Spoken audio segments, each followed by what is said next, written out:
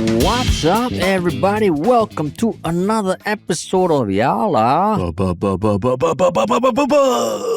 your thrice weekly podcast where we talk about the hottest news with a touch of what, Terrence? Good old humor. Good old humor, Yes. man. Oh, you feeling recharged after your break? Yes, absolutely. I was in, for those who don't already know, last week I was away in Bali, living the Bali beach boy lifestyle. Bali Beach Boy. Well, what is Bali Beach Boy Terrence like, man? Surfer dude, Oh, is the it? beach all day, potato head, eating exotic food, you know. Sashimi, all is it? Do they eat sashimi there? I mean, potato head got Japanese food, right? Yeah, but it's not the...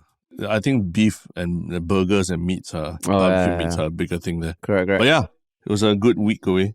And I know Rishi held the fort very well. Correct. And two Cindy's in the room. Two Cindy's in the room. Talking about Indian weddings. Like, you can't get away from it. Indian weddings always come up. And then the second topic also was the Indian comedian. Yeah. Right. Just can't get away from it. Yeah, can't get away from it. But yeah, how was it, man? It was okay. Yeah, I mean, I'm excited about Rishi's show coming up. Oh, yes. Rishi's stand-up show. Yeah, stand-up show.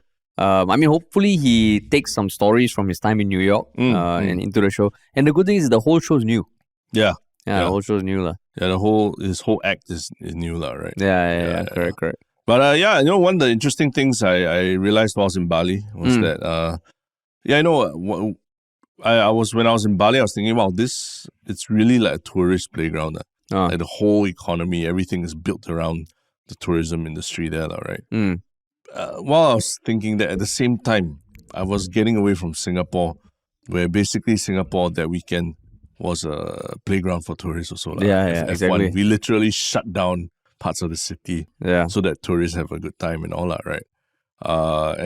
So there were parallels in what I was experiencing in Bali and what was going on in Singapore. But how do you feel being here in the thick of the F1 Just action? like any other weekend. So you were not involved in it at all? No. Like even today, like you came back, you say, oh, how was F1? I was like, I mean, there was a crash, I think. Yeah. Apart from that, I really don't know. Yeah. Concerts, parties, no, nothing. I didn't see a lot of people sharing also. Maybe my friends, the people I followed didn't go. Yeah. I don't know, but Post Malone was here. Robbie Williams, right? But even then, it's like, okay lah. It's only, like I think we talked about it's really only for tourists, right? Yeah. So basically, the things that we didn't give a shit about were probably like what the local Balinese people were to you lah. Yeah. Not giving a shit about potato head and all that tourist kind of spots. Yeah, that's right. Yeah. But I mean, even then, you were in one of the more commercial parts of Bali lah, right? I went out to Ubud. Oh, you went to Ubud? Yeah, so Seminyak was where I spent most of my time. You found yourself. Yeah, I went to... No, but it was, again, it's such a very commercialized thing really, right? Yeah. They bring you to specific places. Yeah. And I mean, I think years ago we did a video in Ubud, the rice fields and everything. Now there are like people doing zip lines across the rice fields. Oh, yeah. Cycling on the zip lines. Yeah, cycling on the zip line. You know, those swings that you can literally rent dresses and then go on those swings so you feel like a princess. Although some people did not look like princesses when they were sitting on those swings. But the whole thing just feels like a very, like like a tourist playground, basically. Even Ubud, Even Ubud, yeah. Yeah. So I wouldn't say that it's like you get away from the commercial nature of capitalistic society by going to Bali. But there are a lot of plus points of that place. Yeah. But I think like Bali, I think the first time I went there, I realized it's damn big. It's 10 times the size of Singapore. Is it 10? Yeah, it's 10 times. I thought it was closer to like 6 or 7. I also did my calculations. When I was is there, it? So Pull it up, Terrence. No, just my land, like the land size. Maybe reclaim by now. I don't know, okay. But anyway, yes. What was I saying? Fair point. The thing is, there are very commercial parts of Bali, but there are also parts that are yet to be commercial. It's just they're a bit further out, and they don't have maybe the hippest cafes and shit like that. But I think Bali, like certain parts of Bali, like Seminyak and Canggu, the last time I went, it kind of lost the charm for me already. Oh, okay. It's too much already. You need to get out there. I need to get out, man. The roaches in the fields and everything. No lah, fuck lah. What roaches? No, the untouched beaches, the one where there's not that many tourists, which Canggu was like 5 years ago. Yeah. I think even that time that we went, it was a very different Ubud from what Ubud is today also. Yeah, so places change. Change, man. They lose the charm. They lose their charm, exactly. And I mean, Singapore now F1, how many years in already? I think it was 15 or something. 15 or We are 15 years in. I believe so. Yeah. Oh shit. Yeah, I think it was 2008 when we started. I believe. Wow. Yeah, correct. Crazy. 15 years in, crazy, man. But yeah, we're back to the grind. Yes. Last week was Parliament sitting. Yeah, I was keeping track of what was going on. You're keeping track, is it? Yeah. While sipping your pina colada on the beach. Some Bali cocktails, probably. Can't remember what, but it was very nice. Cinnamon, a little cinnamon stick stirrer, where the cinnamon was from the bark, locally grown bark. As you read about like MPs in Singapore getting their pay or not getting their pay. Yeah.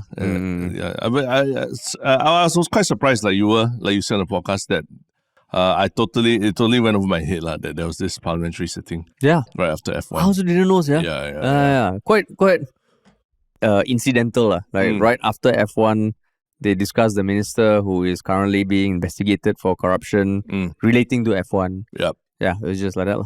But life goes on. Life goes on, man. After the presidential election, it's like back to regular programming again, right? Yeah, exactly.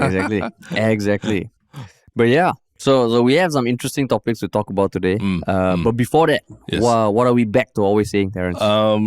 If you're new here or you haven't already done so, please subscribe on YouTube or follow us on Spotify or whatever podcast platform you listen to us on. Because I think that really helps us in terms of getting more people to actually encounter the podcast, right? Not experience, but just to see the icon, to see our faces there pop up a little bit. That the algorithm needs you to do that for us, right? Yeah. Yes. And what else? And if you want to work with us, be it as an individual, your company, your brand, we would love to chat. So you can just email us at contact@ministryoffunny.com. Sweet, man. But yeah, let's jump right in. Yeah, man. This is a big international incident that has taken place in Singapore that is causing waves across the world, right? Yeah. What is this? And it was the news actually came to light when you were in Bali. I know, yeah. It was the news that there was this Japanese tourist in Singapore who was charged over $900+ for a crab. Alaskan crab at a seafood paradise at Clarke Quay.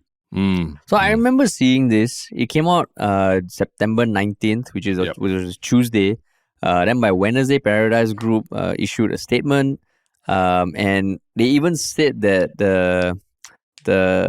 they claimed that the customer was aimed at tarnishing the reputation of the restaurants and its staff on various platforms. Yep. So to recap what happened, basically there was a tourist who, along with her family of 4, so 5 individuals from Japan, they went to Paradise Group restaurant at Clarke Quay. They sat down and they wanted to buy crab, right? Alaskan crab.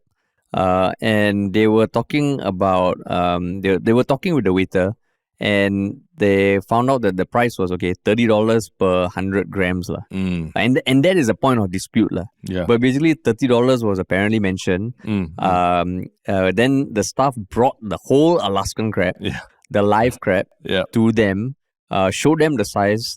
They took photos, and then after that, when they served it, instead of just preparing it in 2 different styles, they prepared it in 3 different styles on 3 different plates. Yep.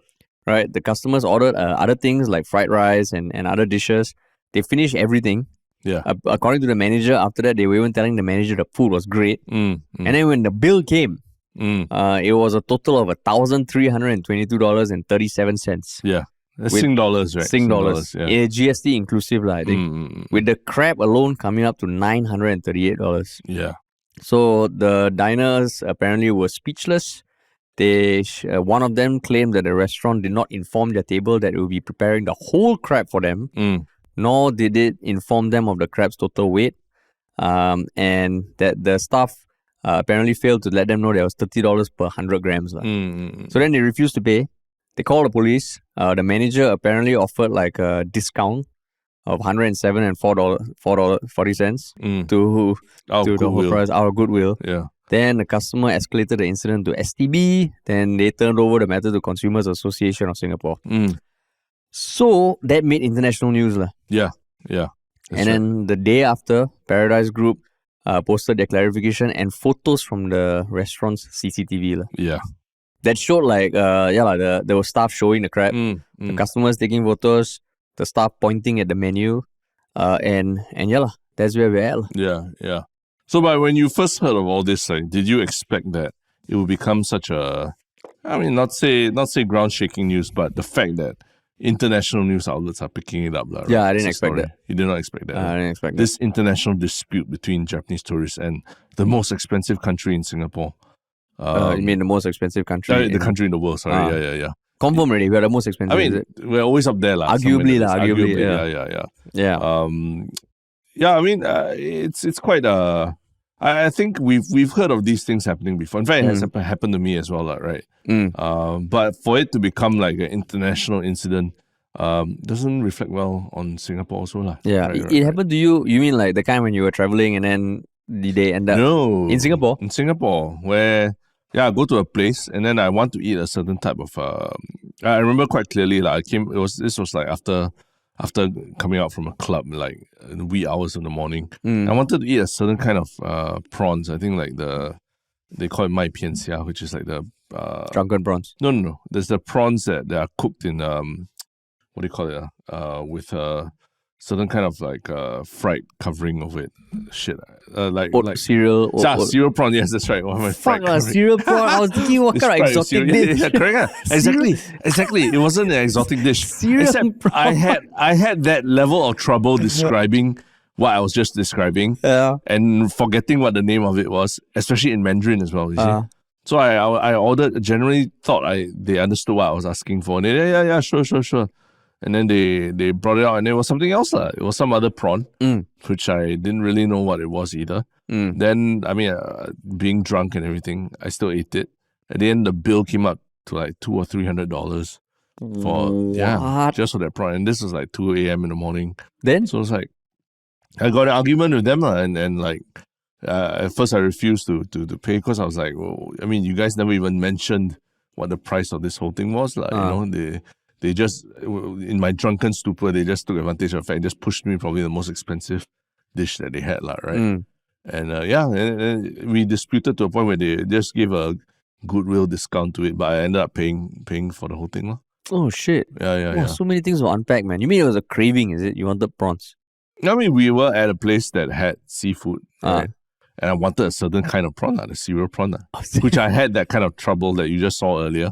Describing in Mandarin as well, and half drunk, and so I felt it was very predatory. Like they were taking advantage of the fact that either the comprehension of what you're ordering or that you're half drunk, right? Yeah, there's something there where I feel that they are taking advantage of the situation, and I mean you're not usually when you order these things and you just want to eat and have a good time with your friends, or that you don't really question as much, right? Yeah. So I didn't like the predatory tactics that they used there. But did you bring it up to case or anything? No, this was years ago. But I kicked up a fuss about it at the restaurant. They gave a small discount for the whole thing. Yeah. But I've blacklisted ever going back to that place. Oh, is it? Yeah. Oh, shit, I didn't know that, man. So when you read this, do you have like, wow, I feel their pain like that? Yeah, when I heard about it, I'm like, seafood I think it happens a lot with seafood because for some reason, I mean for obvious reasons, they don't like to tell you what the actual price of the whole thing that you're eating is. They tell you what it is per 100 grams, which maybe is the tactic of to draw you in to entice you to buy it. But yeah, this is like, it's $26 or whatever it is, the price times 35 because it's 3.5 kg. Yeah. You know, so unless you are really looking at it closely and doing the math in your head and they are being very, very communicative with the math, as a consumer, sometimes it's hard. And there was a Japanese tourist as well. Yeah. Japanese, I think a lot of them, English isn't their first language, right? So it must have been, quite a shitty situation to be in. Yeah. Yeah. So when I first saw this, I was like, this is just like an atas version of all those complaints on Stomp, when they say, well, how can my chai peng cost $7 or something? Yeah. But the more I read it, the more okay, so this one, I can imagine that even if the restaurant did all they could, it becomes a debatable thing. Okay, it's a he says, she says kind of thing. To a certain extent, right? I mean, you look at the CCTV footage, he's just pointing there, but it doesn't, there's the $30 per 100 grams or whatever. Yeah. It doesn't really say much. And I mean, someone shared the menu of Paradise Group online. Yeah. And I'm looking at it, okay, I don't know when it was August. I don't know which year, August This 2023. year. Yeah. Yep. Basically, you look under crab, it says Scotland snow crab, 26.80 per 100 grams. Dungeness crab, 10.80 per 100 grams. Mud crab, 10.80 per 100 grams. Alaskan king crab, seasonal price. So they don't even say per 100 grams. Yeah, and they said they reference it being similar to the snow crab, right? Yeah, snow crab. So then, I mean, like, then when you hear the account, they thought that it wouldn't be the whole crab. Yeah. Which I can also imagine as a customer. You bring this fucking 3.5 kg crab. Yeah. Is it going to be the whole crab? Yeah. And also, like, just by sight, you don't know, I don't know whether they said 3.5 kg or not. Yeah. But you never know. Maybe the crab is like damn light, you know. Yeah. Have you had the Alaskan king crab at in Japan before? No. I have had and it's true that sometimes some of these places they don't serve the full crab. You know, they have a plate out there where they put the legs of the crab there, and you take as many as you want, you know. And I don't know how, I can't remember how they charge, but what this Japanese tourist is saying that some places don't serve the full crab. Yeah. It's true. Some places you don't get the full body, or you're just there for the legs or what. So maybe they were there thinking that, I just want to try how they cook it, you know, and not that I want to eat the whole crab by itself. Yeah. So I can see there is a possibility. But then it's like, okay, that's how it is in your country. Yeah. I don't go to America and say, hey, can I get a latte siew thai, right? Right? And then they'll be like, hey, fuck you, and I can't say anything, all right? Correct. So in this case, but okay, so the one thing is when they brought the 3 plates full of crab, I can't imagine they will be small plates, right? Yeah. Because, okay, 3.5 kg is also the weight of the crab plus the shell, right? I don't know whether they de-shell it or not. So online, when people were debating it, some people say, if you see 3 plates, you think that's still going to be 100 grams? Right. But they ate it, they ate it all up. Yeah. So then in that case, I don't think the customers are also fully innocent. So you think they're freeloaders trying to get a free meal? No, so I think this is just a miscommunication of the highest order and the customers just being not the most diligent. Which I'll totally admit, if I'm in a foreign country, having a dinner, like nice with my family, am I going to be the most meticulous about certain details? Yeah. I don't think so. Yeah. Right, so certain things might fall through the cracks. Yeah. But in just this case, it feels like, I don't think they're fully innocent. But I also don't. I'm not sure whether the restaurant went to all the things they could do to alert the customer of the eventual price. Yeah, I don't think they did. Basically, I think that's to me it's the consumer obviously could have been more diligent, right? But like what you said, there's only up to a certain point you keep asking questions. How much is that? Yeah. And I think given like what you said, looking at the menu, just them not listing a price there and all, then the restaurant should be a bit more communicative in the process of showing the crab and everything. Maybe even bring a weighing scale with it to say, hey, this is how much it's going to cost. Or approximately, don't even tell me exactly, but okay, each crab is about how many kg, and this is what the total cost of the crab will be. Yeah. I think that would go a long way to helping people decide, right? Yeah. Whereas seasonal price or per 100 grams, like why even 100 grams? Like there's no crab. That crab itself was 3.5 kg. Yeah. You charge per kg, right? You know, then it makes sense that okay, then it's $260 or it's $300 per kg. Then people will be like, oh, okay, maybe I shouldn't get that, right? Yeah. But like per 100 grams, you put it there to draw people in. That doesn't make sense to me. Oh, so you're saying even the pricing itself, it's like, like if you put in these quantities that you can never buy a 100-gram crab, right? Then it's kind of like misleading, right? Yeah. But like you buying house, they do per square foot, right? Yeah, they do. But that is because But you know the total price of the house, right? They tell you right? True, yeah. They don't tell you, this is the per square foot price. How much is the house? You see the house how big? Yeah, you see the house how big. You won't, right? They will tell you the price straight up. Like, can you imagine a real estate agent? This one is 1,000 square per PSF. You see how big the house. You see how big. Then you come and tell me whether you want to buy. Then you're going to go and calculate. So, no, I cannot. Right. So why should it be that different from seafood? Where you go by the weight. I mean, you know what the weight is before you cook it already, right? Yeah, for sure. Because I remember, like, recently when I went with my wife to Penang, we went to get this nasi kanda, which Penang is famous for. It's basically like chai peng in the sense that you pick and choose. Yeah. So we went, like, I think at midnight or something. Then we're like, okay, let's just get one plate. And everything looked damn good. Yeah. But before we ordered the prawn, right, the guy said, bro, this one is 18 ringgit per prawn. Oh, yeah. Then I was like, really? But it was a huge ass prawn.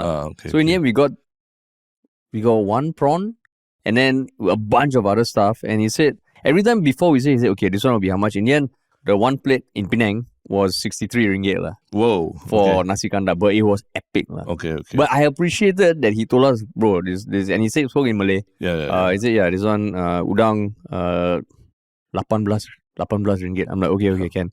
Then so he took the effort, right?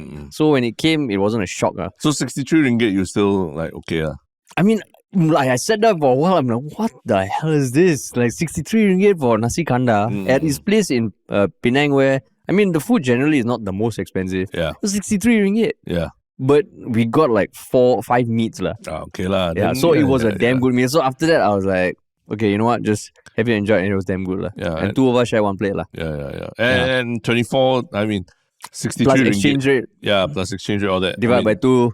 Okay, it's not too bad, right? Yeah, it's not. But it's just like for a plate of rice and meat, it's 63 ringgit. Yeah. But even then, we kind of knew it was expecting. It's like while lining up, choosing that one, you kind of know, okay, this is going to be a certain price. Yeah. And so in this case, it does feel like it's a tactic. Yeah. Yeah. I can't see, I mean, I get why Paradise Group is coming out, being defensive about it and all. But overall, all the FMB operators and all that, in fact, those are the ones that I'm the most afraid of. When I see our friends visiting or what, and they want to eat like seafood. Yeah. And I'm always like, okay, we have to be very sure what you want and what you don't want. Don't let them haggle you into like buying something you don't want to buy and all that, And you gotta know the exact price as you're asking for it. Yeah. Because it always, I feel like it happens more than it's happened more than once before already, right? This kind of thing. It's just that this one in particular, because of social media, and I think the Japanese tourist has also taken the social media to talk about it and has brought in STB and then that's right. So we'll see what can be done about it. But honestly, what can be done? Like what can be done? Because they ate it already, right? They ate it. I don't think there's any clawback. There's nothing illegal. Pun intended, clawback. Oh, wow, not bad, clawback. Very relevant term over the past week. But the restaurant technically didn't do anything wrong. Yeah. But our consumer protections in Singapore are pretty shitty. Yeah, pretty shitty also. There's very little recourse for consumers who feel that they've been misled by advertising or anything like that. I think it's one of these things that most Singaporeans know is that Clarke Quay is a tourist trap, right? Like even if to eat seafood, when friends come over, I almost never go to Clarke Quay. Yeah. And that's one thing. The second thing is whenever I see seasonal price for any kind of restaurant, right, I just stay away. Stay away. Because you never know. But wow, this one is like but everything even durian and all this kind of thing. Yeah. It's damn scary also when you. Oh, is it? I mean, I've been in a situation when if friends were visiting and then I rely on them to order the durian because I just wanted them to let them try the experience, and they came back with some ridiculous bill and then the justification was that the durian has this whiskey smell to it. Can you smell it? After a while, you're like, what? I mean, durian is not cheap to begin with, right? But like to pay close to $100 to eat durian and all that. But what did they tell you before? The price per 100 grams or something, is it? I don't even know if they even talked about the price that much. But basically, friends were like, oh, just get the best just one. Whack, just get the best one. What's the best one you all have? $100. Because to them, it's like, probably to foreigners, it's like, oh, it's just fruit, right? How expensive can it get? It's just fruit they pick off a tree, right? And then But durian is like the king of fruits for a reason. Walao. But like, I mean, in the comments, a lot of people are like defending the restaurant. Yeah, which I found surprising. Like someone was saying, "Oh, these customers just want to taint the restaurant." I'm like, really? Like these 5 people from Japan come down and they want to take down a Paradise Group? Yeah, miscom both ways. Can't 100% fault either side lah. Exactly lah. Yeah. Yeah, but maybe they can work something out lah. Like work out some kind of like repayment plan or something like that, longer term lah. You know. So I mean, if anything, like this Paradise Group at least has got the publicity, right? Good or bad, whatever it is. The fact that they're being covered internationally is a thing already. You mean offer something like COTS, like COTS, or like the what's the buy now pay later? You eat now, pay later. Fucking you pay off your snow crab for a year, is it?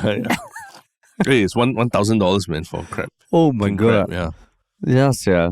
But I mean, is Alaskan king crab even that amazing? I'm not a crab person lah. I mean the meat there's a lot of meat lah, obviously, right? And I think in Japan itself, it's a very big delicacy that you have to. I mean, you have to pay quite a bit to eat as well lah. Yeah. But interesting thing is in Singapore, they cut it up into 3 pieces and then had 3 different dishes for it lah. So in that sense, I agree with what you said. The tourists have, it's 3 whole dishes of crab. It can't possibly be $30 only, right? You know, knowing how Singapore is so expensive and all that. Yeah, that's the thing. So I guess when you say it that way, like people who come to Singapore, you kind of have to understand that it is going to be expensive. Yeah. Right? So if I don't know, like it just feels. Did they think because the other dishes they ordered were like $20 for fried rice? Did they think that this is just another $30 dish that they would give a $30 equivalent, like 100 grams of the meat? Yeah. Then it feels like wow. Yeah. Our relationship with seafood, but you think about it, our relationship with seafood could be different from how a Japanese perceives seafood. So it's like, I mean, sushi, sashimi is so common for them, right? Like you're downstairs, the place, your breakfast place has like really, really fresh, good fish, which you probably would have to pay a lot more in Singapore for something like that. So maybe they didn't see it that way and then they just assumed to their own detriment. Actually, they're coming from Japan, like where people probably know a lot about seafood. Yeah. So they wanted to try the chili crab, probably. Right? The way it's cooked, and maybe they thought, maybe they'll just throw in a leg or 2. Then can you imagine you come here? Apparently, they just finished like a tour group. They go for this dinner. They're like, sometimes when you're overseas, you're like, this is life, man. I'm here with my family. Had a great day. Had this awesome meal. $10,300. Yeah. Ooh. That doesn't feel nice. Yeah, crazy, man. Rough. But crazy. Welcome to one of the most expensive cities in the world, Singapore. But yeah, man. Speaking of things that catch people by surprise, right? I think there's something happening more locally as well. Yeah. That what would people also would describe it as very crabby kind of behavior from somebody who was almost in a position of power, right? Correct. And that has caused a little bit of a ruckus in our tertiary institution, NTU. And what's this incident? It is the incident that apparently there was a executive committee member of the NTU Student Union who recently was running for the role of president of NTUSU, which is the student union. Okay. And it was revealed that back in 2022, after a meeting with his committee, there was a drinking session at one of the guy friends' dorm room. And they were all drinking and all that. And this guy in particular was accused of giving a younger member of the committee, a female, alcohol when she was asking for water. Yeah. And she eventually ended up drunk and passed out. And 2 friends who were also on the committee brought her back to her room, made sure she was okay. And only a week later, told her the truth that there was like this guy was giving you alcohol when you were asking for water and you passed out. And then there was an investigation that was launched because she felt very unfairly treated. Yeah. And then there was a lot of debate, and then eventually the individual was suspended. And as of last week, he actually kind of stepped down. Withdrew he withdrew his bid. Yeah. Amidst the scandal. Yeah. So he's no longer running for president of the NTU Student Union. And apparently, I mean, NTU Student Union, they put out something on their Instagram to clarify all the things that were being discussed, because it got whistleblown on a Reddit thread. Then it got picked up by this student magazine called Soapbox.sg. Yeah. Which is what they describe like a student-run initiative to a news organization that was launched in 2019 to provide accurate and unbiased news about school events, trends, and issues that matter to university students and alumni. Yeah. So then Mothership picked it up, and it was discussed across different local media outlets. But yeah, so that's been buzzing. But well, you first heard about it when? Were you? Yeah, on Reddit On Reddit, on Reddit, it came out my feed and everything. But yeah, it's just reading about it. But there's a lot of things that are happening, right? But I think the crux of the matter is, should someone who has had questionable ethical breaches that were he or she was punished for, should they be allowed to run for the president of the student union, which is the student representative body of the school, right? Yeah, that's the crux of the issue. Yeah. But I know before this we're having a bit of discussion like, what is this issue about, really? Yeah. But for you, what was it about this issue that caught your eye?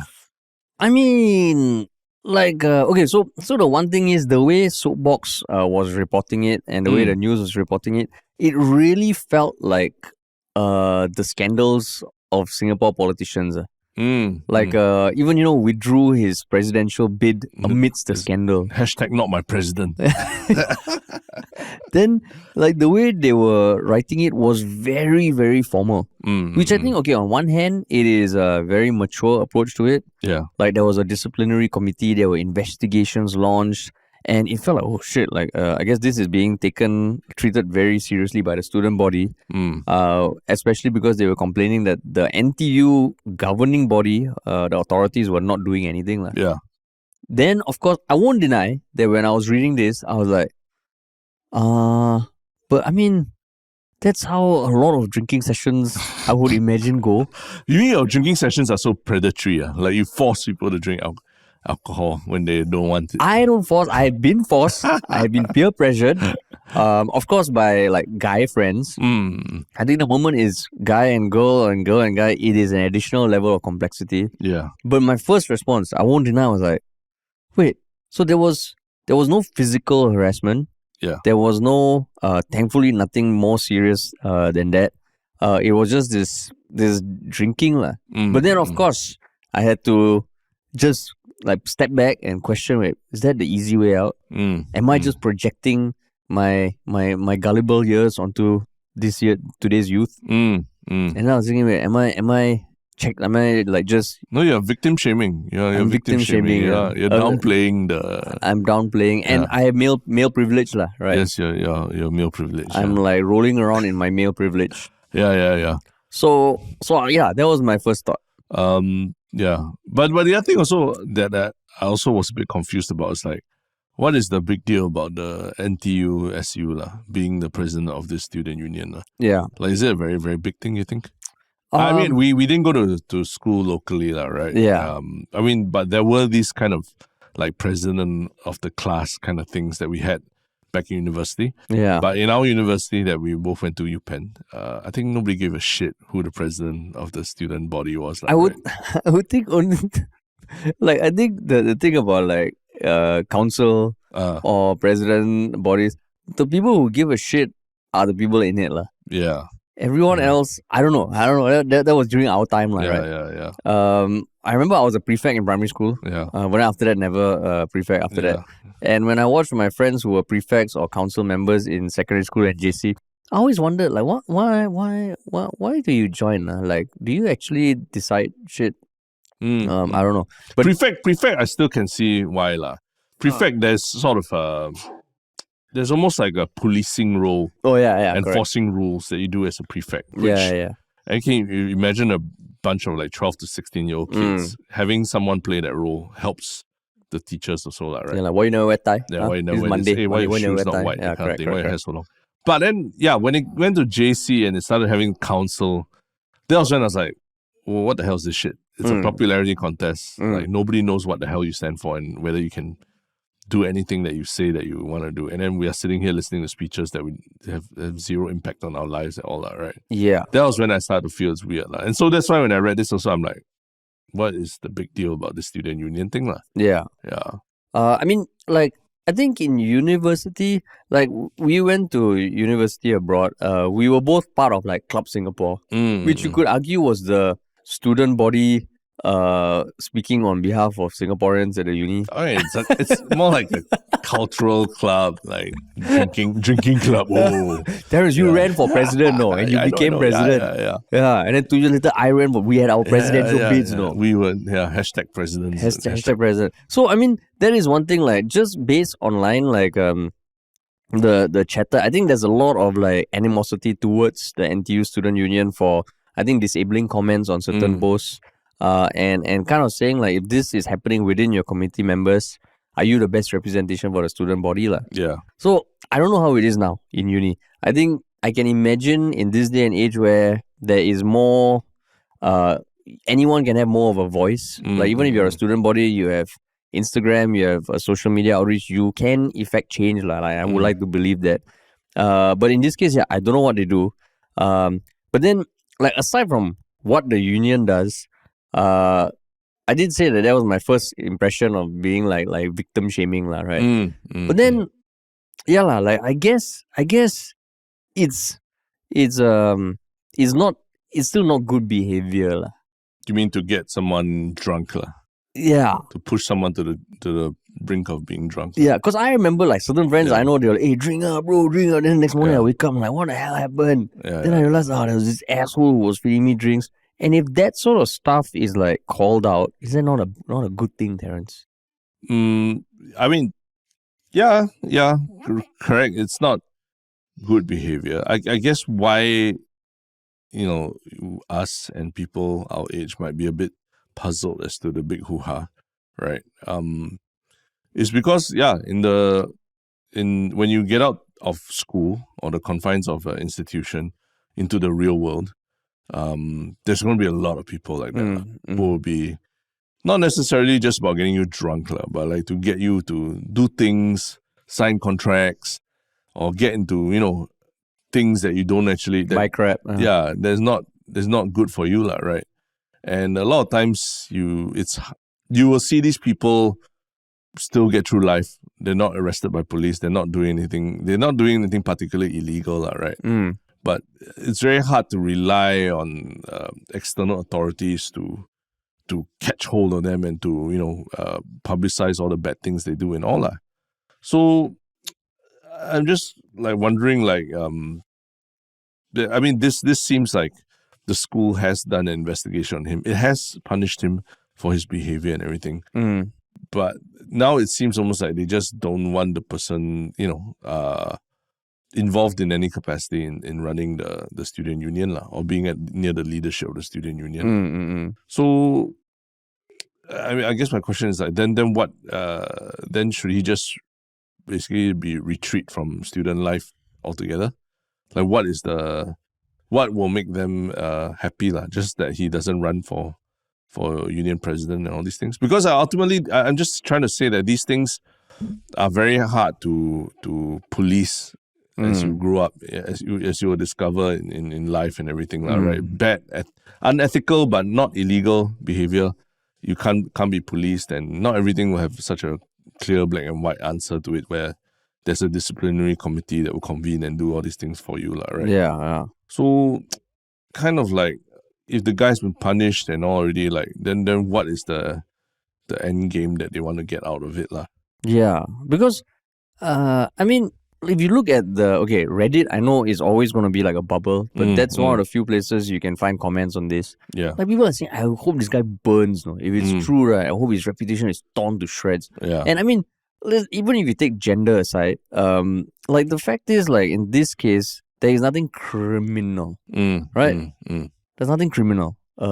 So if he's been punished and all, then it feels like people are saying, even slamming the union for disabling comments. I don't know what the hell the union does, but for disabling comments, I can understand why maybe they might, if people are speculating before there was an investigation, right? Yeah. If before the investigation is concluded, people are already saying like this guy needs to burn in hell and all, then it feels like, whoa. At that point, isn't it still just a one-sided account? You can say that the person, like it really happened. Yes, it could have really happened, but until there's that investigation, it is still a one-sided thing, lah. Yeah. But I feel like in this day and age, you take that approach, you will get flamed. Yeah. Right. And it just feels like, wow, this one is I mean, on one hand, okay, I'm not saying that giving alcohol to people who want water is a way of experimenting and trying out new things. No lah. I mean, that kind of stuff is never good because taken to the extreme, there can be alcohol poisoning. Yeah. And it could lead to other shit that maybe you don't partake in. If other people see this person who's passed out, they can be taken advantage of. So that's definitely not good. But in this case, it feels like, wow, this is like a murder has happened. No? So then I'm like, I don't know, is it just because like it's a totally different generation and anyone who's a student at NTU listening to me say this will be like, oh my God, you're so insensitive, how can you be trivializing this? Maybe what we're not seeing is that there is a age gap between the two individuals. 4 years or 4 years. I think he's a senior, she's a freshman, right? Yeah. So maybe the age gap to some people is worrying because there is some hierarchy of leadership, I guess, within the student union, right? But again, orientation and games and all that, there's a lot of that kind of stuff going on there, right? Yeah. But the other side of it is that it's taking place in the context of sexual assault on NUS or NTU campuses that a lot of people have voiced out and felt that it hasn't been adequately covered and adequately having the concerns of victims and people who are friends of victims and all that. Their concerns have not been addressed very well in the last few years, right? Starting from Monica Bay, I remember, and several other incidences over the years. And a lot of times, I think the university's responses have been lacking in the eyes of many people. So maybe this incident, the fact that this person, in spite of having been punished and suspended and everything, is still allowed to run for president. That's what's worrying people, right? But then to me, it's more about then it's a constitutional or procedural issue where you need to have something in your constitution that, like our presidential election council, right? Like you can actually deem someone ineligible to run because of certain things because if you've been, let's say, you've been suspended for more than 2 weeks from duties, that rules you out automatically, or something like that, right? I think they have it in Parliament for these things, right? If you are fined more than $2,000, something like that, you can be stripped of your parliamentary duties or what, So maybe then it's a weakness of their own organizational constitution and structure, that these students need to address, And it's because I don't know who the anger is directed at now, the NTUSU or what, right? If it's a constitutional thing, then maybe now's a good time to look at your constitution and see how you can weed out bad individuals. Yeah. I think there's anger both towards the union and the school. But then also the school, should they step in?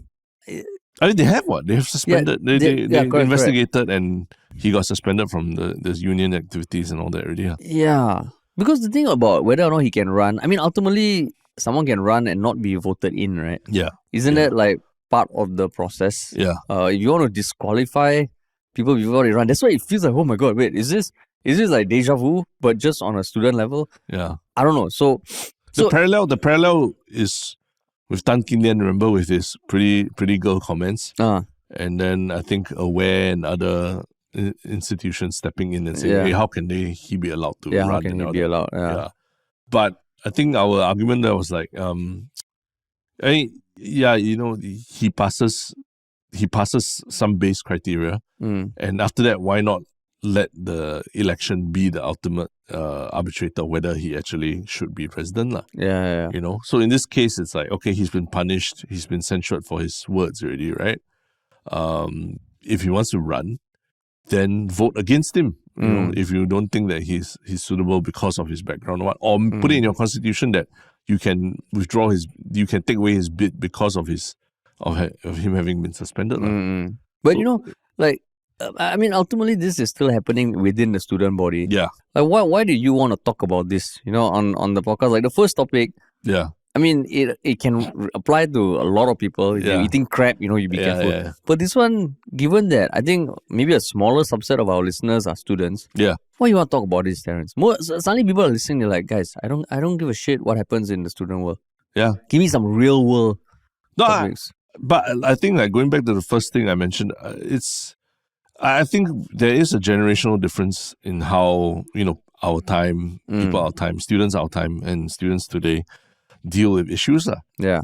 And a lot of times I see, you know, a much more, it can be quite vindictive sometimes in terms of how they deal with people that do things that outside of, you know, that you know, they see things as quite black and white. Like, you know, there's a right and there's a wrong and there's the institution needs to step in and do this and all that. But a lot of times, we discover in life that there's a lot of gray areas, good and bad, gray areas, good and bad, that some people will exploit, and you have to be very careful. Like, for example, seasonal pricing on your crabs, right? Nothing illegal there, right? But is it the best way to do it? No, it's not, right? So yeah, you know, sometimes it's also like, what I'm just asking, what do people want to get out of this protesting and this doxing of this person and everything, right?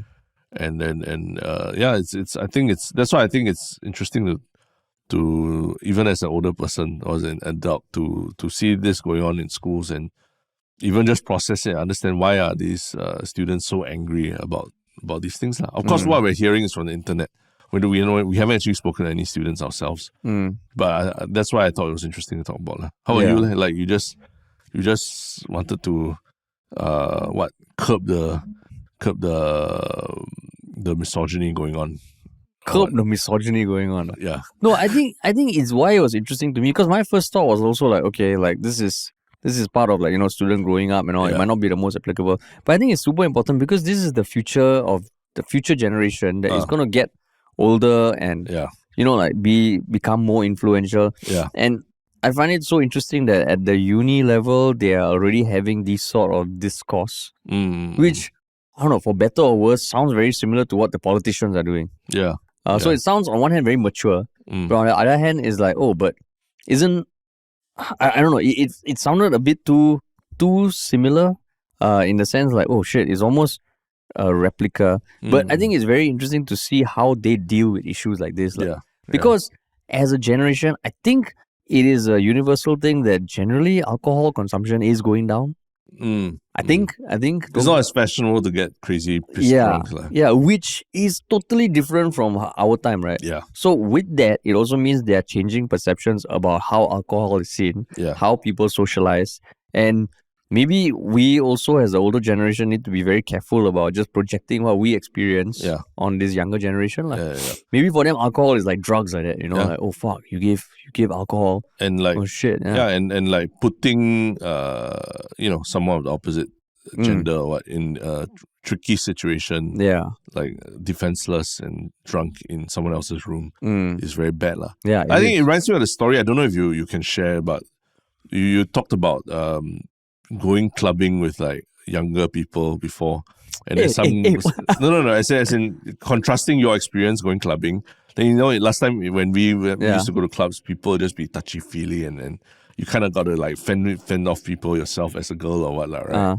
But then but when you went more recently and everything, I think my friend went. Oh, your friend went. Or I thought you were the one who told me. You told me then like somebody tried to infiltrate a group, and then everyone turned around and just like shoot him away. Oh no! I think it was from a friend. Oh, okay. Yeah. It's basically, I think it was a friend who went on a hen's trip or something like that. Okay. And basically, they were clubbing, and Yeah, like some guys try to infiltrate lah. Yeah. But infiltrate meaning they try to pick up, like talk to the girls. Yeah, and yeah. everything. Oh, yeah. Not infiltrate. Not infiltrate, like steal your money or it's just like that kind of socializing thing trying to talk. But the group as a whole, they were like an amoeba, kind of thing. Yeah.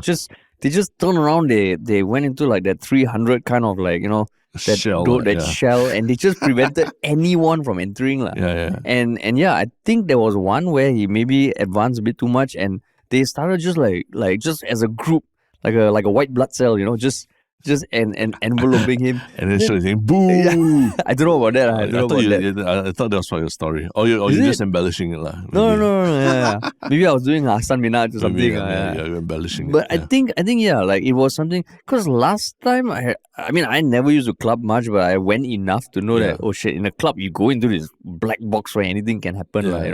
But now it's different. Yeah. It's different. And I think it's super important that people just try to understand the younger perspective, because even though we might not resonate, it is that's what they are going through. Yeah, and it's their way of dealing with things, and maybe the demand for accountability is a lot higher.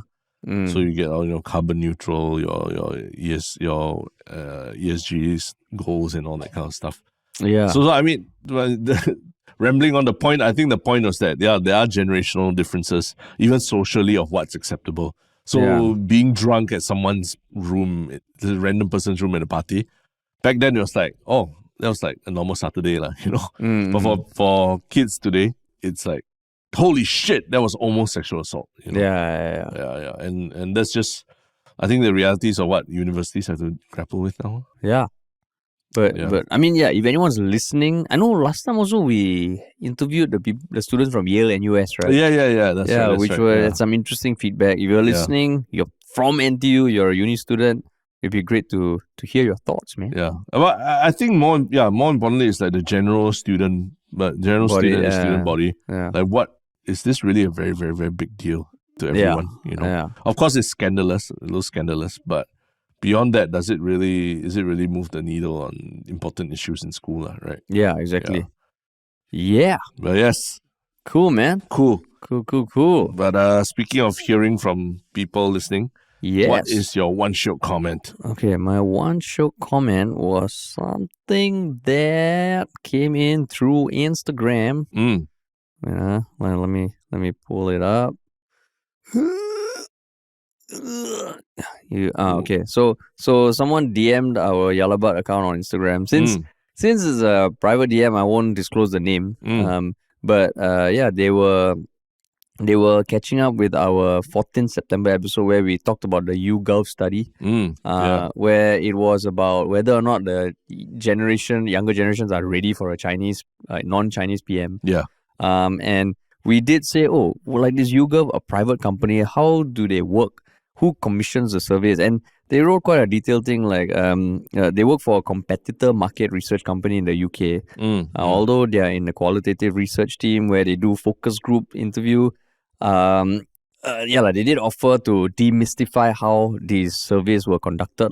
The panel was strange, but all these major research companies would have won like their screening questions to assess the demographic, questions relating to your purchasing habits, and then for polls relating to politics, screening questions will be very broad. Aim will be to get a representation of the general population, and then it's not a perfect system. And in this case, it might even have been done not commissioned by the government, but by YouGov themselves to show like thought leadership. Yeah. But they also agreed that these stats without proper context can be annoying, can be a bit patronizing, especially when it's political. Yeah. But yeah, so thanks for giving some insider knowledge. Always appreciate that. So that was my one Shiok comment, man. Yeah. It was super, super long comment and super interesting to read, right? Yeah, man. Yeah. What about you? My one Shiok comment was from the YouTube. From YouTube on episode where we spoke to Ian Tan from Ritual Gym. Our swole gym bro Ian Tan. Swole, No, nothing like that. But Nothing commented. This episode didn't turn out how I would expect it to be. Thank you, Ian, for opening up about your mental health issues.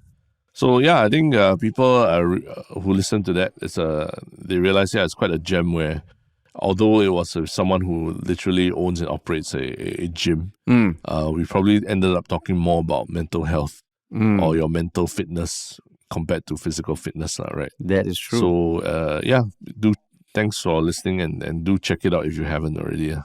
Nice. Yeah. Cool. And then your one Shiok comment, one Shiok thing. Yeah, my one Shiok thing is the trailer for a show that is coming on Netflix in October, which I think it looks like something that I would watch. But it's a film called Old Dads. It's a Netflix film from director Bill Burr. Have you heard of it already? I haven't seen the trailer yet, but I heard it's coming out. Well, yeah, it's. I think apparently Bill Burr is directing this comedy about a guy who in his 40s who becomes a dad to a young toddler, and they're just adjusting to life. In I guess more PC society and everything these days. So it looks pretty funny just from the trailer itself. So yeah. And Bill Burr's a legend. Bill Burr's a legend. Yeah. It was probably based on his own story because he had a kid in his 40s. Oh yeah. I guess so. I don't know his background so much, but the trailer looks pretty funny. Cool, man. All right. So my one Shiok thing is a video I saw on a YouTube channel called Bricks and Disorder. It's called Making Designer Furniture We Can't Afford. So there is this duo who basically do a lot of DIY stuff. And in this video, they kind of looked at this one $15,000 sofa. They wanted it, but they didn't want to pay that much. So they researched how to build it. And they take you through the whole sofa making experience. But why I think is especially interesting, because apparently these people, this is their first video of their YouTube channel. Oh, okay. Because they had previously a very strong TikTok and Instagram following where they were making 1-minute videos. I see. So when they made the leap here, it's a 17-minute video. And I mean, I think all the fans in the comments, it's nice. People are saying, thanks so much for making the crossover to YouTube. Love to see this long form content. And it's very, very well edited. Yeah. So they already have 180,000 subscribers. But I just thought, it's always cool to see creators go from platform to platform, but still do something that is native to that platform.